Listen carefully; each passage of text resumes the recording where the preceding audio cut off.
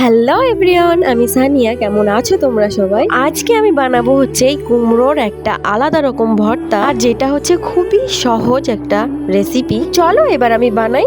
সবার প্রথমেই আমি কুমড়োগুলোকে এভাবে কেটে নিয়েছি ও তারপরে একটা পাত্রে ওটাকে ভালোভাবে সিদ্ধ করে নিতে হবে। আর দেখো এখানে আমি সিদ্ধ করতে বসিয়ে দিয়েছি, আর সিদ্ধটা হবে কিন্তু লবণ বা কোনো মশলা ছাড়াই। তো ঢাকা দিয়ে 10 মিনিট মতো সিদ্ধ করলে এটা পারফেক্ট ভাবে সিদ্ধ হয়ে যাবে। একটা ছিদ্রযুক্ত পাত্রে আমি এটাকে ঢেলে দিয়েছিলাম জল ঝরানোর জন্য। ওদিকে জলটা ঝরতে থাকুক, আর এদিকে আমি কেটে নেব কিছু পেঁয়াজ ও কাঁচা লঙ্কা। তারপরে ওতে দিয়ে দিব স্বাদ মতো লবণ, অল্প পরিমাণ সর্ষের তেল। এবার সবগুলোকে ভালোভাবে হাতের সাহায্যে চটকে নেব। দেখবে পেঁয়াজটা একদম নরম হয়ে গেছে। এবার ওতে দিয়ে দিব সিদ্ধ করে রাখা কুমড়োগুলো। পেঁয়াজের সঙ্গে কুমড়োটা ভালোভাবে হাতের সাহায্যে চটকে নেব। আর হ্যাঁ, একটা বোন আমাকে লিখেছে, তুমি কি মুসলিম? হ্যাঁ বোন, আমি মুসলিম। তো যাই হোক, আমার ভর্তাটা একদম পারফেক্ট ভাবে রেডি। তোমরাও বাড়িতে বানাও আর আমাকে কমেন্টে বলো যে কেমন হয়েছে। আর প্লিজ আমার চ্যানেলটাকে সাবস্ক্রাইব করে আমার পাশে থেকে। আজকের মতো এতটুকুই, দেখা হচ্ছে পরের ভিডিও। বাই।